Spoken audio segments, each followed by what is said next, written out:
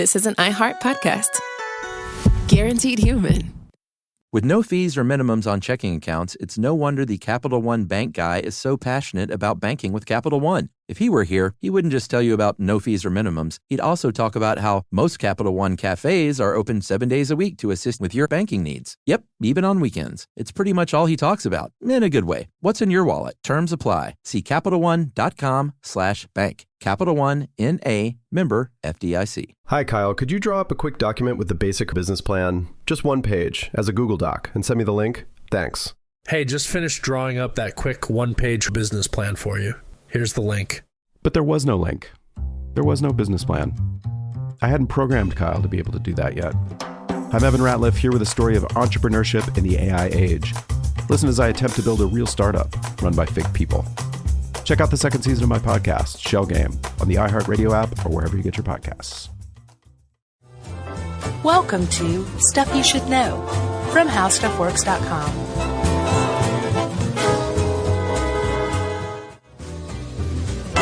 Hey, and welcome to the podcast. I'm Josh Clark. With me, as always, is Charles W. Chuck Bryant. Hi. And we have a guest producer, Matt, here today. In the hizzy. Yes. Yep. In the leather wingback director's chair. Matt, who has gotten fan mail before. Oh, yeah, that's right. Yeah. Did you know Lions and Scissors is back together? Oh, yeah? Yeah. Nice. Don't look at him. Well, he's right here. I didn't know that. That's great news, Matt. Yeah. It feels weird to talk to you without looking at you, but right. I've been instructed to do so. That's the whole point, to just feel weird. All right. That's the point of life. Well, that's great. Yeah. You guys need to get a website together, Matt. He shakes his head yes. Yes. I was like, we got a MySpace page. Right. It's so funny that that's still being financially supported enough that it's up, that you can still access MySpace. Yeah, but have you seen some of the other stuff that's still up? Like, MySpace has got a long way to go. Oh, really? To fall off the radar. Well, I'm interested to see when that happens. Me too. Maybe there'll be some sort of event. Yeah. Can you tell I'm stalling? Yes. Okay. Well, that means everybody else can tell, too. Then, so we should probably start. Chuck. Yes. Have you ever seen the Simpsons episode? The Twisted Life of Marge, Twisted World of Marge Simpson? Yes. The one where she starts selling pretzels? I think so. It's hard to keep them all, straight. It is. It is. Well, in it, Marge decides to make some extra scratch by selling pretzels, right? She's a part of an investment club. Yeah. And the investment club gets a little crazy, and I think she's forced out of their Fleta Pita franchise. Okay, I It's a definitely did not see that. pita food truck, basically. Right. She gets forced out, so she goes off on her own and starts selling pretzels. Well, she gets in bed with the mob inadvertently. And when the mob comes a calling, just in time, and they're storming the front door. Is it the mob guy that's always... Fat Tony. Yeah, Fat Tony. The Fleta Pita ladies show up, and they want their cut of her turf, I believe. And it turns out that they've gotten in bed with the Yakuza. Ah. Yes, the Japanese mafia. Pretty cool. And as the mob, as the Yakuza and the mafia are about to battle, the door shuts, and all you can hear is some stuff, and then the door opens, and everybody's like laying dead. Yeah. It's pretty awesome. That's a trope. But after reading this article, how the Yakuza works, I would say that they probably, had they spoken before they fought, would have found that they had a tremendous amount in common. Yeah. And possibly wouldn't have even fought at all. Yeah. Maybe they would have had some wine and sake. Or some sushi and pasta. Yeah. And broke bread together. Exactly. Or whatever the Japanese version of bread is. Bread. Oh, okay. So that's the intro to how Yakuza works. Very nice. That's a good one. Thanks. It is. And reading this article, you're right. I was kind of like, you know what? It's just like the American Mafia. It is. So there's there's a model out there for organizing crime. Yeah. And somebody figured it out at some point in time. Maybe it was the Japanese. Maybe it was the Sicilians. Maybe it was all independent. But the point is, it's out there. It's established. Don't try to mess with it. It's perfect. Yes, as far as organized crime goes, I guess you're right. The origins of the Yakuza, depending on which history you're following. Right. If you listen to some of the clans, and their clans, I guess I just gave that away. Well, clans, families, same thing. Yeah. They might say Like, we have noble origins, and we descended from the Ronin, and we're more like your American Robin Hood, although he wasn't American. You're English Robin Hood. Right. We're like Kevin Costner. Exactly. And our lineage is, like, very proud and honorable. Probably a little bit of an inflated story, because the other side of the coin is that they descended from the Kabuki Mono, the crazy ones. Yeah. And these are basically... were like masterless Ronin after the samurai. They were just crazy kids. Well, they were masterless samurai. Oh, were they? Oh, yeah. Oh, okay. And they would go around doing bad things with their swords. Yeah. Because they didn't have a what's it called again? Goal in life? No, the master, the... a daimyo. Daimyo. Okay. Yeah. I was about to say that. But I can't believe I did that from memory. I had it. Yumi's going to be so proud. But I doubt it myself. Oh, you had daimyo? I had it in my brain, but I doubted myself, which will make Emily proud. So you've got some political upheaval. I think a time of peace is what it was. And the samurai became basically useless and lazy. Yeah, and I guess that made them cranky because they started to do crime. Or they just kind of went into business, which is something the samurai didn't need to do because they were the political elite for a very, very long time. Yeah, very true. They did their jobs too well. There was a lasting peace and then political upheaval, and then all of a sudden they're just kind of out on the street. So yeah, they're either going crazy cutting the heads off of peasants for no good reason, or they're wandering around not cutting the heads off of peasants, but they're samurai and you don't want to look at them wrong. Yes. Or they're samurai who are selling apples on the street now, which is new to them. Or running gambling casinos. Right. Gambling houses. Yeah. Brothels. Yeah. Making money from, like, ill repute. Or legitimate ways. But the point is you have these people who are coming into the market who are coming in from the outside. Outsiders. Exactly. Like C. Thomas Howell. Right. Or Yakuza. Ralph Macchio. Stay gold, Yakuza. And that's the Yakuza still wears that today, kind of as a badge of honor. They're outsiders in Japanese society. Yeah, which we'll talk about the Korean Yakuza later. Is that how we say Korean now? Korean? Yeah. You're from Georgia. You sound like Hank Azaria doing Billy Bob Thornton in Homegrown. So the name Yakuza, I thought this was pretty interesting. It actually reinforces that outsider status because it came from a game called Oyacho Kabu. Sounds good to me. And it's similar to what we call Baccarat in that the second digit of the hand is where you get your point value. It's very numerological. Yes, it is. So you add up your cards. Yeah, and the second digit is what counts, like in Baccarat. Right, so if you have 3 Baccarat. sixes or something like that, you would have 18, and your hand would be worth 8, because it's the second number, the last digit. Yeah, 16 would probably be more appropriate, because that's actually 2 digits. A 6 is just 1 digit. You know what I'm saying? No. Well, if it's a 2-digit number, it would be based on the second digit, right? Is it a 2-digit number? I would think it'd be like 06. No, I think it's the last digit of your hand. So, like, for example, if you have in this case, you have an 8, a 9, and a 3. Yeah. That equals 20, that your hand is worth 0. Okay. So it's the second digit or the last digit.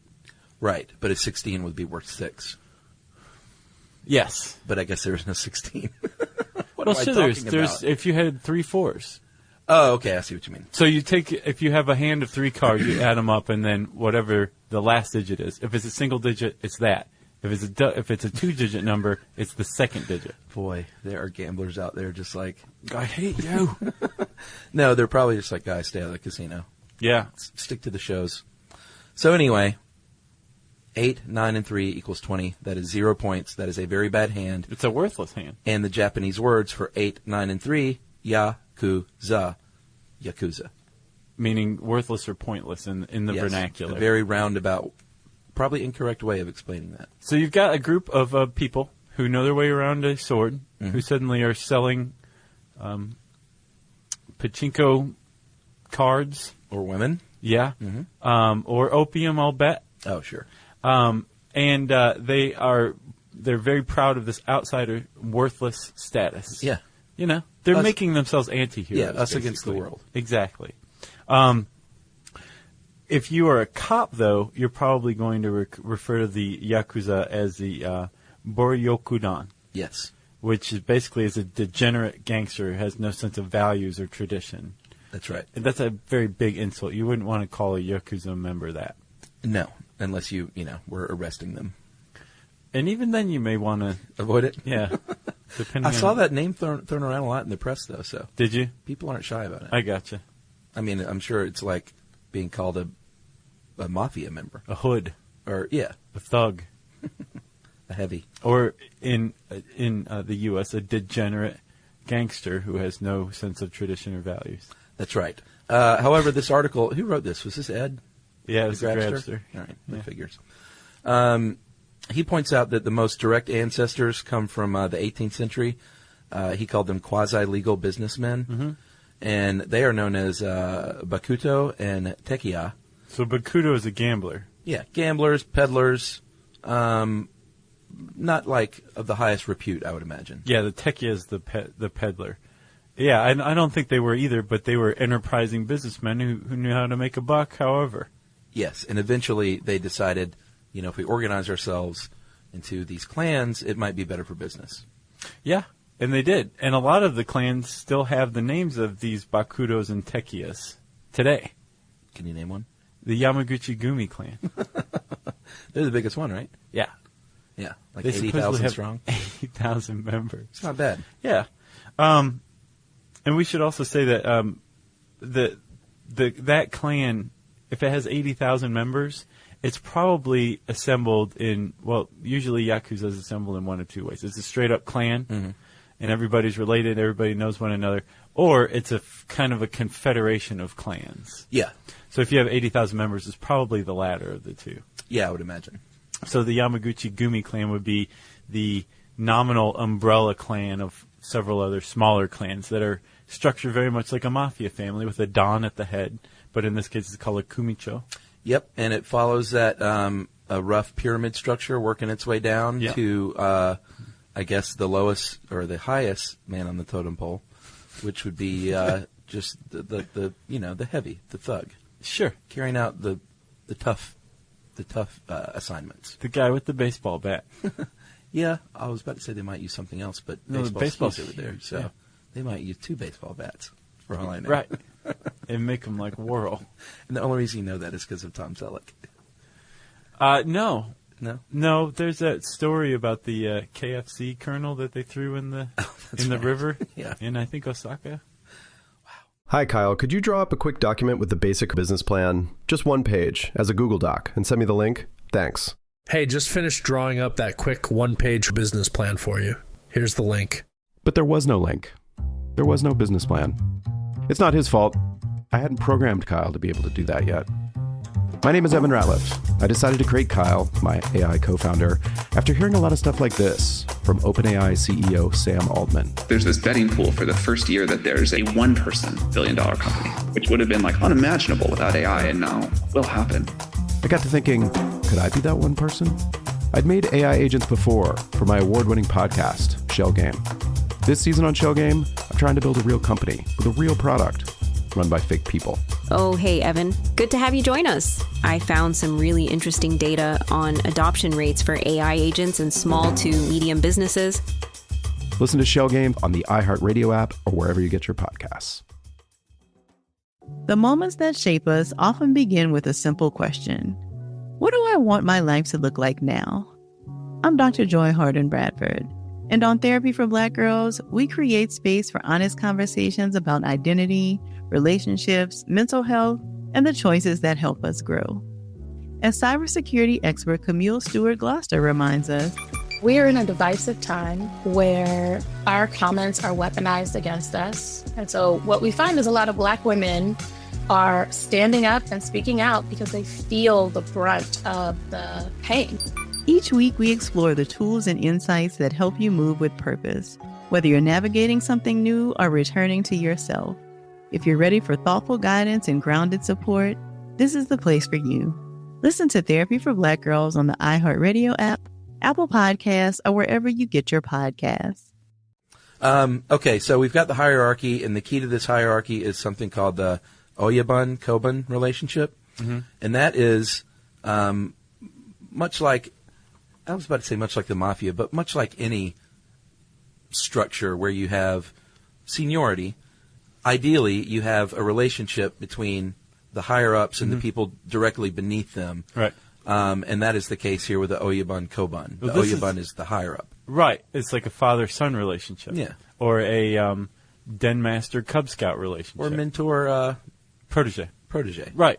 I was about to say mentee. What's significant about this is that everywhere within the Yakuza structure, this clan structure, everyone plays both roles, except at the very top and the very bottom. Yeah. So you are the Oyabun, the father, to the guy below you, or the guys below you. And you're the Koban to the guy immediately ahead of you. Yeah, like let me show you how to clean your gun properly. Right, or your sword. Do they still use swords? I imagine there's a couple that still use swords. It's a throwback kind of thing. They don't use guns that much. Oh, no? No, I actually have a stat because I just got a little curious about gun violence. Yeah. 6 guns for every 1,000 people in Japan compared to 890 per 1,000 in the U.S. No way. Yeah. And in 2008, there were only 11 gun deaths in Japan. Yeah. Completely. And in the U.S., about 12,000 that same year. I'm surprised it's that low.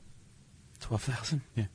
That's pretty high, if you ask me. I know. Yeah. I'm saying I'm still surprised it's that low. The thing about Japan is, like, they don't have a lot of crime, especially violent crime. Yeah. But when they do, it is gruesome. Like little elementary school kids cutting the heads off other ones and, like, planting it on the gate outside of the school. Or wow. People, like, did that happen? Yeah. People, like, on just killing sprees and, like, bathing in the blood of their victim and all that. Just, like, the craziest stuff. It's, like, this very, like, straight-laced culture that, like, has very strict rules. Every once in a while, somebody just pops and, like, really bad things happen. But it's very infrequent. Yeah. And I did find out, though, about 2/3 of the gun deaths, which I guess would only be about 4 people. Oh, no, 2/3 would be what? Out of how many? 11? 11, like 8-ish? Yeah, about that. They come from the Yakuza, which makes sense. Yeah. Like most of the gun violence is attributed to them. But there was a pretty good point in this article later on that they don't really have to use violence or even the threat of violence because a lot of the extortion schemes that they carry out are based on Japanese politeness. Yeah, I think the implied threat of violence is there, though. Oh, it definitely is. Yeah, okay. But they'll be like, we want you to, or we strongly feel that you should contribute to this charity. That's not a real charity. Yeah. So maybe you should write a check. And then people are like, well, of course, I want to help these. Throwing this golf tournament this weekend. That'd be really great if you were there at about 9 a.m. to tee off. Right. And the green fee's $1 million. Sure. All right, so back to the Oyabun Koban. When they submit their relationship, it is done in a ceremony where a third person, I guess named Spider, pours up some drinks, pours sake, and I believe they drink from their own glass, then they switch and drink from each other's glass. Yes. And then the Oyabun is allowed to get hammered, and I guess the Koban isn't. No, he just sits there and sips. Yeah, and I guess cleans up after whatever happens with the Oyabun. You know? That's exactly how they do the. That's how you get a sponsor in AA, but they use coffee instead of sake. Really? Yeah. Very nice. I mentioned the Koreans. They are. They only make up 0.5% of the population, but I was trying to find a good number. I found 10% of the Yakuza. That's a pretty big disparity. Huge disparity, and apparently it's because in Japan, Koreans are looked down upon in many circles and disrespected, and you know it's racial bigotry. Yeah, pretty much. Yeah, and so they're outsiders, and so they identify, I think, with the Yakuza. Well, definitely, and then but that further strengthens the Yakuza's sense of being outsiders as well. Yeah, it's also very good for business to have Koreans in your gang because a lot of smuggling between Korea and Japan goes on. Yeah. So it's practical as well as prideful. And if you're a woman, don't count on playing ball very much in the Yakuza because you are marginalized and you're not going to be doing a lot of work unless it's as a prostitute Right. Or a servant. Yep. Sadly. Yes. With one exception. Should we go to that exception? Yeah, might as well. Fukio Toaka? Yeah. Fukio Toaka, or Fumiko, sorry, Toaka, was the wife of Kazuo Taoka. Man, I've been screwing their names up left and right. No, you were good up until this point. Fumiko Taoka. I had it totally wrong. She was the wife of Kazuo Taoka. And he ran the Yamaguchi Gumi, which it's like such an adorable name, but they'll kill you. I know. It sounds like a little teddy bear or something. Right. Or like a whole line of teddy bears that are like slightly different from one another, but you have to collect all 800. Yeah. And there's trading cards too. So he ran that clan from World War II to the 80s. Not bad run. And then he died. And actually, translated from the Japanese, that was like perfectly spoken. I turned into Tarzan for a moment. Not bad run. So he died of a heart attack in the early 80s, and Fumiko took over and became the first woman Oyobon ever. And she held power for a few months. That's not very long. No, but sure, like she was the only one. No one had ever done it since like the 17th, 18th century. Yeah. No, 18th or 19th century to the 80s. No woman had ever taken over, despite Kill Bill.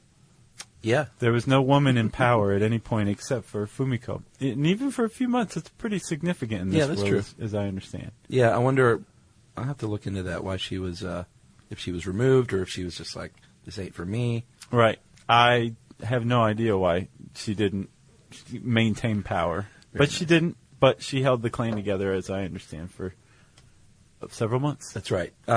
One thing you do not want to do if you are in this Oyabun-Kobun relationship is the Kobun is disappoint Oyabun, because you could take part in the Ubizumi? I would say Ubizumi. And that is when you basically screw up, they give you a knife and a bandage and say, you know what to do. Just go do it. And you do it. You cut above or at the first joint of your pinky finger. Yeah. And you take it after you've bandaged it up and stopped screaming. Yeah. And you take the finger and you present it to the Oyabon. Mm-hmm. Say, I'm really sorry. Let's just forget this ever happened. Can you please take me to the hospital? And he's like, yeah. Right. Looks good. And I'll bet if you really wanted to mess with your Oban, is it Oban? Yeah. Oyabon. Oyabon. Yeah, Oban is like old lady, I believe, like grandma. Don't hand her your pinky. Right. It would be to just like pop it in your mouth and eat the guy's pinky. Wouldn't that just kind of like consolidate like any fear that the person had? Yeah, for me it would. Yeah, for sure. And apparently it is a symbolic weakening of your ability to hold a sword. Yeah. I say it's not a very smart thing to do to like physically, give someone a physical disadvantage that's on your team. Right. But I'm not making the rules. Well, it makes sense. It weakens your ability to hold the sword, but in that sense it makes you more dependent on the other clan members to help protect and defend you. That's true. Like, I see your point, but I think it's cool. Like, it's a pretty, symbolically, it's very cool, I think. Yeah, and apparently if you keep messing up, then they will go down more sections of your finger. And then if you lose all your pinky, you're still screwing up, they'll move to your other finger. Yeah. And at that point, I guess you should probably rethink your way of doing things. It'd be like, do you remember the geeky guy from Greece? Kaniki? No, he was like just a peripheral character. He wore glasses and he... Like, oh, yeah, that guy. Can you imagine that guy? Yeah. After like 2 months in the Yakuza, he'd have like nothing left. He just runs into walls all the time. Uh-huh. Yeah. I wonder what he's doing now. I have no idea. After playing the nerd in like 8 movies. Yeah. All right, Josh. What did the Yakuza do? And I'll go ahead and set you up by saying they kind of do the same thing as the American Mafia. Again. Yeah. And the Italian Mafia and the Bulgarian Mafia and the Russian Mafia. Which I want to say, you remember how like the post-Soviet Russia just fell into utter like lawlessness and the mob stepped in? Yeah. Apparently the Yakuza went from like relative outsiders to like political powerhouses at the end of World War II for much the same reason. It was just there were there were organized crime syndicates in place that were ready to fill the power vacuum that happened after the Japanese government was cleaning up the mess. Well, yeah. Yeah. And that's the same thing that happened when the Soviet Union crumbled. But that's how the Yakuza got where they are today. Opportunists. Yeah. Interesting. In the right place in the right time is another way to put it. Yeah, that's true. So apart from gambling, prostitution, you got your smuggling, you got your firearms, you got your porno. Yeah. You've got the age-old protection fees. Yep. Which means pay me and I won't beat you up. Yeah. It's put way better than that, but that's what it amounts to. Yeah. They also recently have killed people. 11 of them. Well, no, killed. They don't get into politics that much, but in 2007, the mayor of Nagasaki was shot and killed. Jeez. By a senior member of the Yamaguchi-Gumi clan. And in what year? 2007. Wow. Like murdered in cold blood on the street. And but it wasn't exactly a Yakuza thing. Like he was a senior guy in the Yakuza, so he ain't messing around. But apparently what happened is he was driving his car through a public works site and drove through a hole and like damaged his car and could never get any restitution from the government. And he got mad and went and killed the mayor. Jeez. Yeah. And they think that's what it had stemmed from. How Pesci-esque. I know. Yeah, that's very Pesci-esque. Although Pesci would have been smarter because this guy was, I don't know. Wrestled to the ground. And he's a big hothead in Casino. That's true, but he never got nabbed like that. No. But this guy got nabbed, and they tried to make it a Yakuza thing, and they were kind of like, no, not really. He was in the Yakuza. He was just ticked off about his car. We're in no way affiliated with this act. Yeah, so I'm sure that they wish they would have fixed his car at that point. I wonder what kind of car it was. It was just like an Accord. Yeah, maybe. I don't know. It was probably not a Chevy or a Ford. That's my guess. Sometimes these guys segue into real work, legal work, invest in the stock market in semi-legitimate ways. Yeah, you can. I mean, you can do it legitimately. Like you can just take your illegal winnings and invest in the stock market, or you can be like, I think this company could make more money under my personal direction. Yeah, buy some stock, get some dirt on some of the board of directors, and or make it up. Right. Yeah. And then send some of your underlings to a board meeting and be like, oh, we would hate so much for these pictures of you with your mistress to get out. So I think now our boss, the Koban, is now Koyabun. Where's that Y? Why won't I get that Y in there? I don't know. Our Koyabun is now the head of the board of directors of this company. So, in pop culture, Yakuza is huge in the, did I say huge? Yeah, I think there was an H. It's weird. It's huge. That's crazy. You need my missing Y's. I guess so. That's what happened. Huge on the small and big screen. Like, if you think Mafia movies are big here, it ain't nothing like the Yakuza. Right, and they're very much idealized over there. Oh, I'm sure. Like, even more so than we do the Italian Mafia here in our movies. Oh, yeah? Yeah. I looked up lists of the best ones, and it's sort of, obviously if you're doing opinion lists like that, it's going to range. But one I saw consistently listed as like the best is a 5-part series called Battles Without Honor and Humanity. And I want to check this out. It's supposed to be amazing. I'm writing it down. They compared it to the Godfather trilogy. Nice. I imagine they mean 1 and 2 only. Unless the third one of this one starred the director's daughter, who was a lousy actor. And Andy Garcia. But happened to be a great director. Yeah. Yeah. She's pretty good. Andy Garcia I liked, though. Yeah, I know. It was weird to see him in that. Yeah, agreed.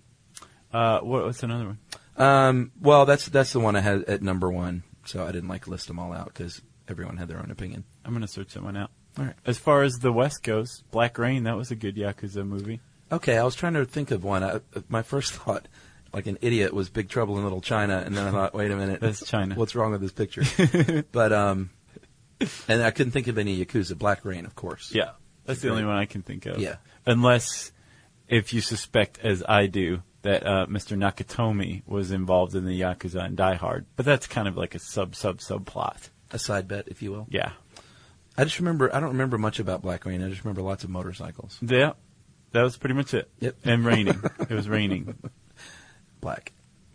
So I guess you already mentioned Kazu Teoka. I know, it's hard, isn't it? It is. He's not even my favorite, though, and neither is Fumiko. Well, who is then? Yoshio Kodama. Okay. And I guess we're just touching on the fact that they do get involved in politics a little bit. Well, this guy got involved in politics a lot. Yes. He was a war criminal. During World War II, he was dealing with China and was imprisoned. And then after the war, the occupying American forces freed him. Because I guess if you were an enemy of the Japanese state, you were an ally to the U.S. Yes. And he actually kind of proved to be an ally. He made contacts with the CIA and deals with them and basically consolidated power using the CIA and the occupying military. Not too bad. No. And he had made most of his connections in prison, right? Yeah, but I think also he had a pretty extensive smuggling network to basically get materials from China to Japan to sell them at grossly inflated prices. And if you have a smuggling network, you have pretty much by proxy an espionage network. So this guy had like his own little intelligence military going under his wing. Yeah, and like Al Capone, he was finally brought up on like financial charges. Right. But died, I think, right before he could stand trial. Right, but before he died, he had a lot of power and a lot of political influence, and he used it. He was a right-wing nationalist. And apparently the Yakuza goes through bouts or periods, or certain clans are known to be very nationalistic. Right. Which is kind of weird because that flies in the face of like Korean membership, but I wonder if some clans like don't have Korean members, the nationalist ones. Oh, yeah, I imagine so. Which is weird. Huh. So Japan these days, they say their tolerance is pretty low. And in 1992, they passed remember we talked about the RICO law in the, I guess it was the Mafia podcast. And basically it beefed up a lot of the penalties for crimes conducted as Yakuza. Yeah. More jail time, that kind of thing. Well, one of the hallmarks of the RICO Act is the higher-ups can be held accountable for the crimes committed by the guys further down the ladder. And apparently Japan has that similar clause or statute. So I guess the various Oyaban would be responsible for whatever the underlings did. For whatever the Kobun did. Yes, very nice. But apparently that act worked in a way and didn't work in a way because some say it caused some of the clans to restructure and move into different areas where they overlapped with other clans for the first time, caused some turf wars, more bloodshed, and so it made it harder for police to, get good information because all of a sudden it was kind of thrown into turmoil. Yeah, and apparently it's had very little effect on their income because I think 2004, the Yakuza as a whole made an estimated $13 billion in revenue. Wow. According to Japan Times. That's a lot of yen. Yeah, it's let's see. I think it's 1.5 trillion yen. Wow. That's more than a fistful. Very nice. Little Clint Eastwood reference. That was a Jerry Zucker.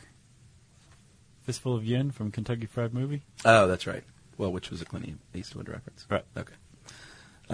Clint Eastwood in his invisible Obama chair. What was that, man? Yeah.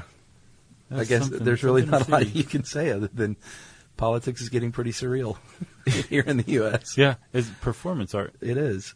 And I guess we can wrap up with the tattoos that they wear. Very interesting stuff, man. Have you seen this? I have. They're usually full body, multicolored. It said in here torso, but I saw nakedness, every square inch covered. Really? Did you? Or, they showed people from the rear, at least. Yeah, wearing the diapers. Well, no, these people... They were just totally naked? Bare bottom. Do you see these guys? Yeah. When I was in Japan with Yumi, they have little baths. And one of the rules of the baths is, if you have tattoos, you can't come in. Oh, really? Because they don't tattoos? I was a little worried, but I think they figured that since I was obviously American, and I just have, 1, 2 maybe. Yeah. They were like, I think you're okay. 2 maybe, like you don't know how many tattoos you have. But if you have tattoos, they can ask you to leave. Yeah. And the whole reason is they don't want trouble. Sure. It's not like the professional wrestling venues where they just know that it's Yakuza owned and controlled. Yeah, I don't think we mentioned that. That's one of the sectors of legitimate business that Yakuza often get involved in is pro wrestling. Pro wrestling. Got anything else on that? Nope. All right. That's Yakuza. Ever since I was a kid, I always wanted to be a Yakuza guy. Hi, Kyle. Could you draw up a quick document with the basic business plan, just one page, as a Google Doc, and send me the link? Thanks. Hey, just finished drawing up that quick one-page business plan for you. Here's the link. But there was no link. There was no business plan. It's not his fault. I hadn't programmed Kyle to be able to do that yet. My name is Evan Ratliff. I decided to create Kyle, my AI co-founder, after hearing a lot of stuff like this from OpenAI CEO Sam Altman. There's this betting pool for the first year that there's a one-person billion-dollar company, which would have been like unimaginable without AI, and now will happen. I got to thinking, could I be that one person? I'd made AI agents before for my award-winning podcast, Shell Game. This season on Shell Game, I'm trying to build a real company with a real product run by fake people. Oh, hey, Evan. Good to have you join us. I found some really interesting data on adoption rates for AI agents in small to medium businesses. Listen to Shell Game on the iHeartRadio app or wherever you get your podcasts. The moments that shape us often begin with a simple question. What do I want my life to look like now? I'm Dr. Joy Harden Bradford, and on Therapy for Black Girls, we create space for honest conversations about identity, relationships, mental health, and the choices that help us grow. As cybersecurity expert Camille Stewart-Gloucester reminds us, we are in a divisive time where our comments are weaponized against us. And so what we find is a lot of Black women are standing up and speaking out because they feel the brunt of the pain. Each week we explore the tools and insights that help you move with purpose, whether you're navigating something new or returning to yourself. If you're ready for thoughtful guidance and grounded support, this is the place for you. Listen to Therapy for Black Girls on the iHeartRadio app, Apple Podcasts, or wherever you get your podcasts. If you want to learn more about Yakuza and see some of these tattoo photos that Chuck's talking about, and this may be the only article on the site that has a photo of Jet Li. Is he in there? Yeah, right there. What does it say? What's the caption? Jet Li as Rogue in the film War, which focuses on Asian organized crime. Interesting. That is one heck of a caption. If you want to see that caption for yourself, you can type the word Yakuza, Yakuza, in the handy search bar at howstuffworks.com. And since I said handy search bar, you know what time it is. For reals, it's listener mail. Josh, I'm going to call this video blog I'm trying to plug, but I don't have the name of it. Oh, well, that's rough. But it's from the past, and I like these. What? You know, well, I'll explain. Okay. Hey, Stuff You Should Know team. I've tagged along with you through 4 years' worth of SYSK, but have not yet caught up to the most current editions. I'm writing you from the dawn of 2011. Whoa. Yeah. Is this just an old email then? No, that was new. In the past, I have seen the rise and fall of haiku theater. Yeah. Appropriately. Celebrated when Josh quit smoking. Yeah. Which it's been a while now. Yeah. 2+ years. I don't even remember Smokey Josh now. I know, it's nice. Yeah, it's like a whole different thing. Now I'm like judgmental at other smokers, Josh. Yeah. As it should be. And I've wondered at what the W stands for in Charles W. Chucker's Chuck Bryant. More recently, Chuck has periodically replaced listener mail with the relatively new Facebook questions, but he points out that, again, he's behind the times a bit. It's been around. Jerry is as enigmatic as ever, having never actually spoken on air. Not true. And Josh has run a commendable yet ultimately failed campaign at abolishing Handy from the Handy search bar. Yeah, I just kind of gave into that. That was a phase. Yeah. But perhaps the Josh, Chuck, and Jerry I write to now are quite different. I won't know until I've caught up to the present or future, depending on whether you're reading this from your perspective or mine. We're different. We're aged. Yes, we are. My beard has gotten noticeably grayer. I'm sagging. I needed to write you now instead of waiting until I've caught up, though, because I've started a video blog. I need to give credit where credit is due. I feel like I've gotten to know the gang fairly well, somewhat us, over the course of 250 podcasts. It is this kind of relationship that I'm hoping to build with my audience. 250 podcasts? He's way behind. He's got 200 to catch up on. You've been an inspiration for me, and I hope to form the same kind of connection with an audience through my video blog. Or vlog. More importantly, I need to thank you guys for all you do, providing something that is real, entertaining, informative, and that has brought me back for all these episodes. So thank you for the inspiration. You're a fan from the past, present, and future, Nate Veldhoff, and I tried to plug Nate's vlog, but he didn't mention it. So Nate, first rule of thumb is to pass along the name of your vlog when writing people that can get the name of it. This isn't Fight Club. I even tried to look it up, and I couldn't find it. So, Nate, if you want to write in, we'll post it on Facebook. Yes, and we'll even tweet it. Agreed. Okay, and speaking of Facebook and Twitter, you can join us on Facebook at facebook.com/stuffyoushouldknow. You can join us on Twitter. Our handle is the very clumsy SYSK podcast. All one word. Yeah. You'll never find it if you're just searching for us. But it's SYSK podcast. You can also send us an email to stuffpodcast@discovery.com.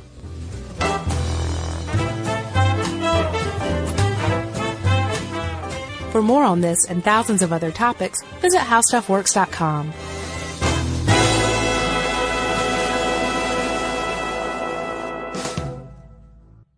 Hi, Kyle. Could you draw up a quick document with the basic business plan, just one page, as a Google Doc, and send me the link? Thanks. Hey, just finished drawing up that quick one-page business plan for you. Here's the link. But there was no link. There was no business plan. I hadn't programmed Kyle to be able to do that yet. I'm Evan Ratliff, here with a story of entrepreneurship in the AI age. Listen as I attempt to build a real startup run by fake people. Check out the second season of my podcast, Shell Game, on the iHeartRadio app or wherever you get your podcasts. The more you listen to your kids, the closer you'll be. So we asked kids, what do you want your parents to hear?